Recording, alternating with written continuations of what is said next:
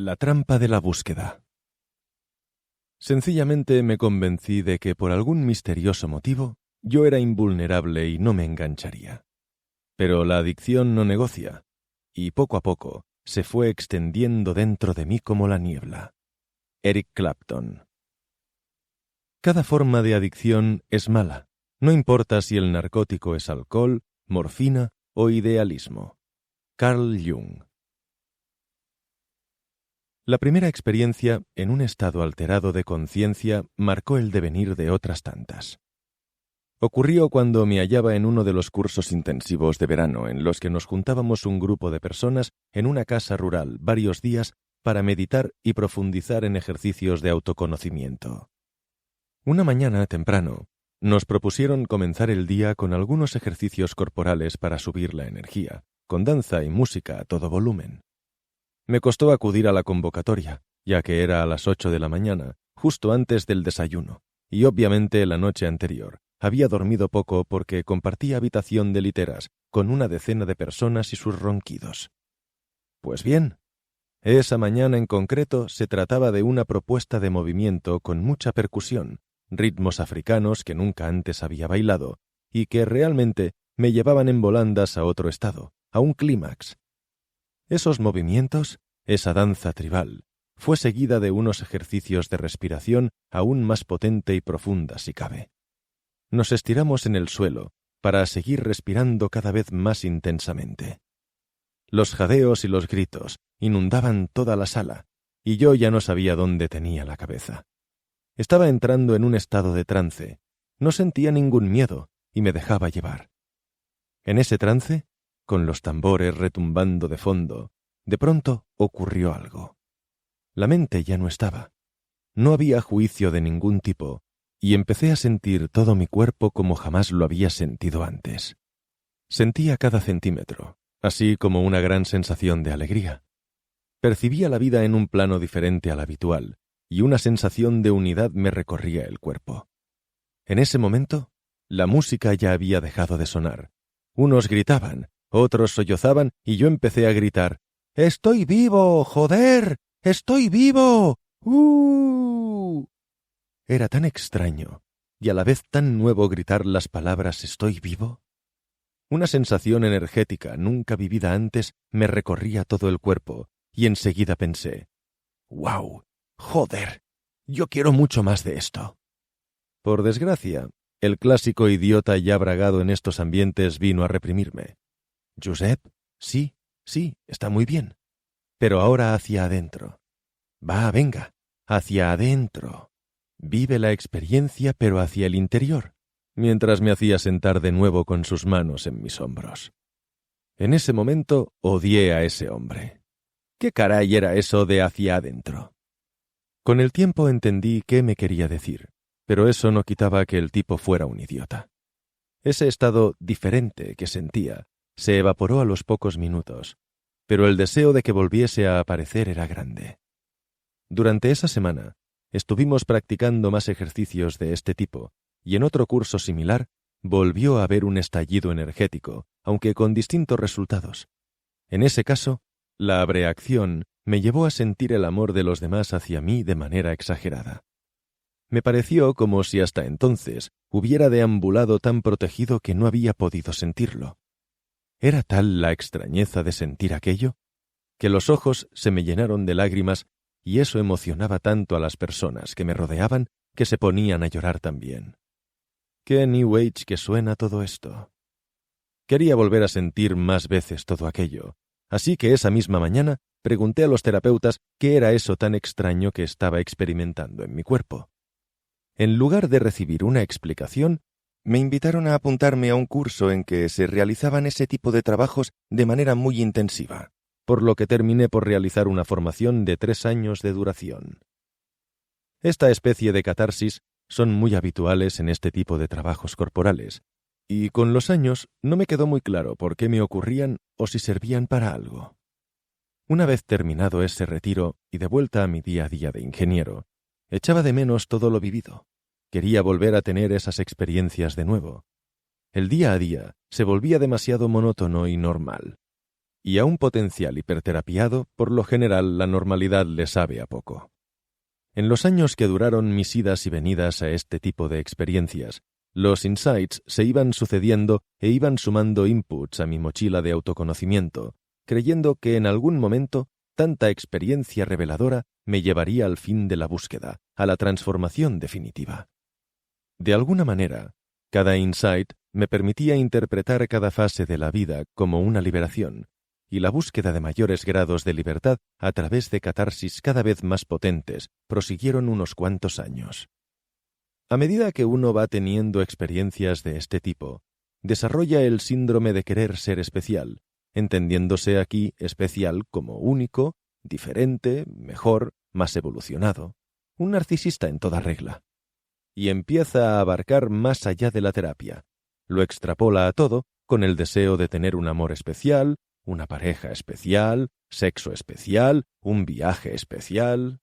En definitiva, una vida especial, incluso un querer ser especial también especial. Todo lo que huela a normal ya no sirve, y todo lo convencional pasa a ser tu enemigo número uno. Como se trata de ser diferente, queda prohibido repetir patrones familiares, hecho que supone esfuerzos ingentes para convertirte en la oveja negra de la familia. Esa fijación narcisista es la razón por la cual los hiperterapiados terminan a menudo en una insatisfacción permanente. Nada es suficientemente bueno. Esa soberbia y desprecio por la realidad les lleva a contar más fracasos que éxitos, a perder un rumbo y a terminar en situaciones de ruina personal y económica. Las personas a su alrededor no lo entienden y terminan por abandonarlos cansados de sus idas y venidas. Sin embargo, el hiperterapiado está convencido de que son los demás los que están equivocados. Por ejemplo, se me ocurrió hacer una estadística a mi alrededor de las parejas que se rompían cuando uno de los dos empezaba procesos de autoconocimiento. Rondaba el 80%. Si la pareja no se adentra en el mismo proceso, se empieza a percibir como neurótica y poco evolucionada, y la persona se siente despreciada. Mi ritmo de acudir a cursos y terapias empezó a crecer año tras año, y con el tiempo acudía incluso a 2 tipos de terapeutas por semana para ver cuál de ellos podría hacerme llegar a un mayor bienestar. Escogía a terapeutas y profesores lo más variados posible. Si uno era de un enfoque más bien cognitivo-conductual, el otro quería que fuese de tipo energético y corporal. Pensaba que con ello hallaría el punto de equilibrio, pero esa mezcla y esa sobredosis terapéutica me desequilibraron cada vez más. Con el tiempo, dejaba los antiguos aprendizajes para adquirir nuevos, y así sucesivamente. La adicción estaba servida. Si hacemos caso a la máxima budista que reza que el apego es la raíz del sufrimiento, en mi caso, estaba apegado a un cierto estado que quería alcanzar. Paz, perfección, espiritualmente evolucionado, bondadoso, poder aceptar incondicionalmente a los que me rodean, tener una relación sana con mis padres, ser desapegado, desapegarme del apego a querer ser desapegado. A modo de esquema, se podría resumir la formación de un círculo vicioso recurrente, englobado en forma de ciclo en estas 5 fases: crisis, búsqueda, encuentro, enganche y desencanto, conforman el ciclo del hiperterapeutizado. Crisis. Este es el momento más bajo anímicamente y el inicio de todo, ya sea porque se ha producido un hecho traumático, como una separación, una enfermedad o la muerte de un ser querido, o porque se trata del final de un proceso más prolongado en el tiempo, al que ya no se sabe hacer frente y que ha terminado por producir una crisis en forma de malestar, ansiedad, depresión o burnout. Ambos concluyen en la búsqueda de ayuda en un profesional de la psicología, de la salud, un coach o un maestro espiritual, consciente que uno no puede hacer frente a esa crisis con sus propios recursos. Búsqueda. Se inicia un proceso de investigación, sobre todo en Internet, y se empiezan a leer entrevistas, libros y revistas especializadas, a hablarlo con personas de tu alrededor, sobre todo con las que ya han buscado ayuda antes, para hallar cuál es el camino, tratamiento o disciplina adecuada para la problemática. En general, no se suele tener suerte a la primera, y se visitan varios terapeutas en una especie de casting, con criterios difusos, más emocionales que objetivos, ya que tampoco se dispone de muchos conocimientos sobre la materia. En esta búsqueda y recogida de información, empieza a veces el requerimiento de que alcancemos nuestro yo más completo o autorrealizado, sin saber muy bien qué significa eso de un yo completo. Y por ende, un yo incompleto, que se supone que es el nuestro actual. Esta búsqueda del ideal de sanación, de salud mental, de crecimiento espiritual elevado, muy lícito a priori, se rige por el siguiente equívoco. La afirmación de que una vida no autorrealizada necesita terapia es análoga a la afirmación de que alguien que no utiliza al máximo el potencial de sus músculos está enfermo, con la diferencia de que en el discurso psicológico ni siquiera está claro qué se califica como un músculo fuerte. Incluso en muchas ocasiones, la búsqueda pasa por insistir en querer ser normal, como si la normalidad y ser aceptado por los demás fuese el ideal a alcanzar. Podría ser motivo para un libro entero desgranar los motivos de esta búsqueda. Encuentro y resolución de un trauma, alcanzar la iluminación, entender la relación con papá y mamá, dejar de sentir un vacío, etc. Encuentro. Este es el pico más alto en el ciclo, algo parecido a un enamoramiento. El momento ¡eureka! Es donde se experimentan los insights más potentes. La dopamina se dispara, excita saber que se ha encontrado lo que se estaba buscando, e incluso se desata una cierta euforia.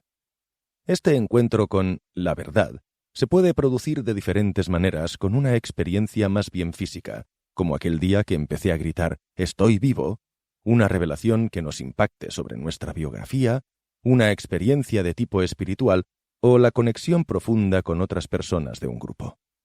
En el fondo, el cómo da igual. Lo encontrado parece la panacea y uno se convierte en un ferviente defensor. Enganche. Este periodo, que puede durar meses o años, se basa en la repetición y profundización de esa terapia. De cara a complementar el tratamiento, es habitual que uno empiece a engancharse paralelamente a más de una terapia, a menudo sin un criterio claro visto desde fuera. Familia y amigos observan estupefactos, aunque para el futuro hiperterapiado tiene total sentido. En esos momentos de subidón, uno se plantea formarse para poder hacer partícipe a los demás y ayudarlos, además de poder conocer a los mejores maestros sobre la disciplina o técnica en cuestión, a los que se admira profundamente por ser las personas que han llegado a grados más elevados de conciencia y salud. Los chutes de talleres y retiros durante ese periodo se suceden, son constantes y van fijando esa necesidad, igual que en un proceso neuroadaptativo de una adicción, de la que se empieza a perder el control. Por disparatados que sean la terapia o el maestro a los que nos volvemos adictos, no se ponen en duda ni se cuestionan. La entrega es total. Estamos a muerte con ellos. No hay término medio. Todo o nada. Curiosamente, en esta búsqueda de un mayor orden en la vida, todo se va volviendo más caótico. Nos obsesionamos en encontrar nuestro propósito vital. Cambiamos de trabajo, de vivienda, de pareja persiguiendo una quimera. El consumo y el dispendio económico y de tiempo también se disparan.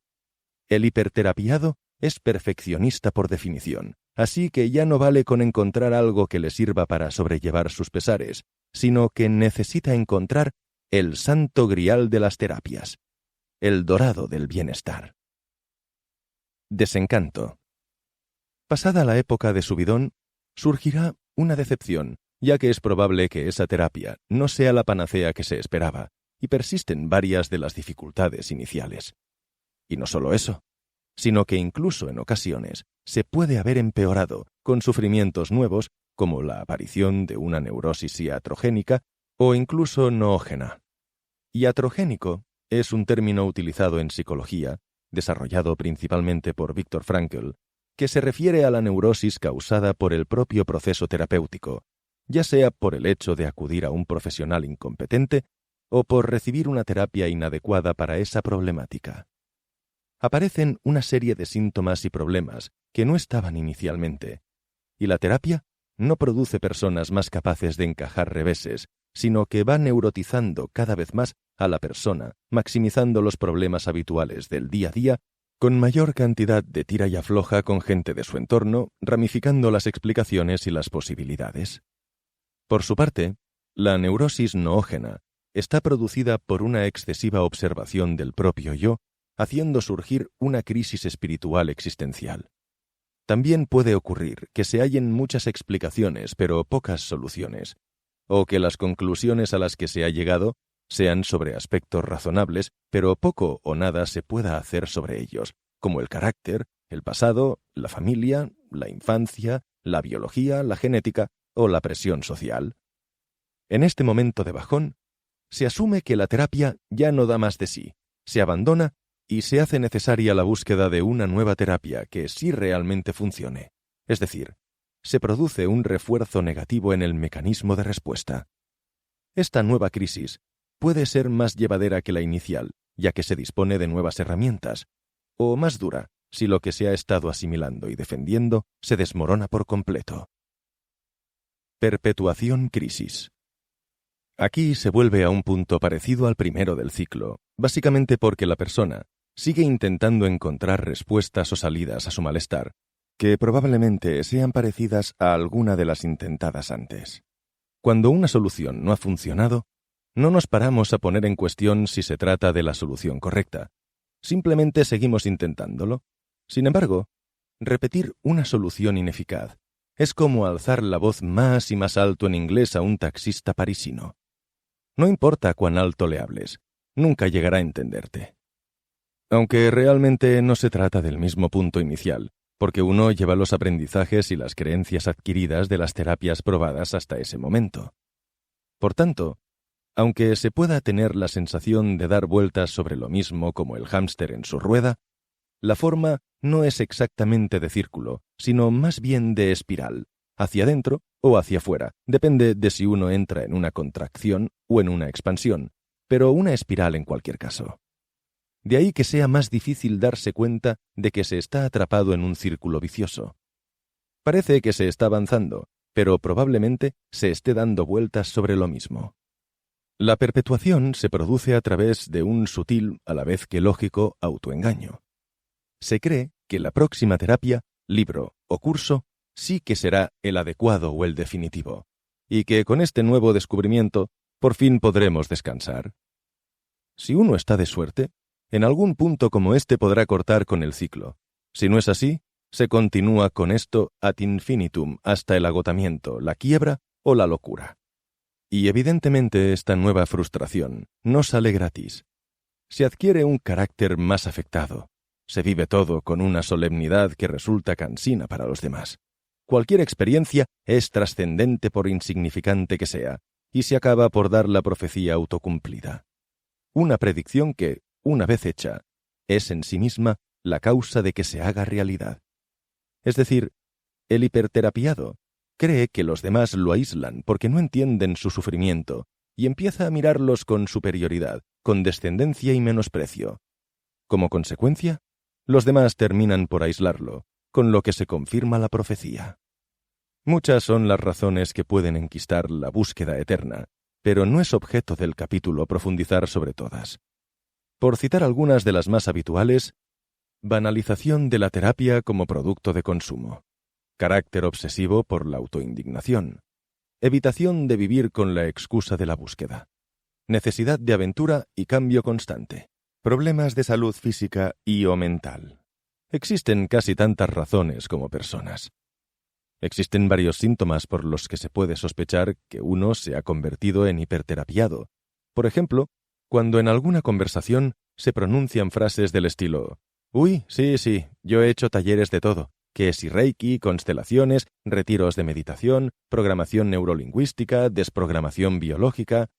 Bueno, a ver, y sigo en ello, de todas he sacado algo y he aprendido. Por cierto, el mes que viene hay un intensivo de I Ching y yoga en el Pirineo. ¿Te vienes?». Otro síntoma evidente es el enganche a la relación con el propio terapeuta. Como decía Bukowski, las relaciones humanas son extrañas, y la terapéutica aún más, añadiría yo. Le confiesas aspectos de tu vida que seguramente no cuentas a nadie más, a un extraño, y de pronto un día decidís que no os vais a ver más, de manera abrupta. Yo creo que por ello me acabé haciendo amigo de todos mis terapeutas, para poder seguir teniéndolos a mi alcance. Nunca se sabe cuándo los puedes necesitar, ya que el adicto a las terapias vive con miedo al miedo, miedo a que el monstruo se presente de nuevo, y la sola idea de dejar la terapia le parece impensable. Y un tercer síntoma es cuando cualquier resquicio de paz interior gira en torno al hecho de acudir a terapia, tanto que quieres convertirte en terapeuta. Tal y como lo describe a la perfección Judith D. Schwartz.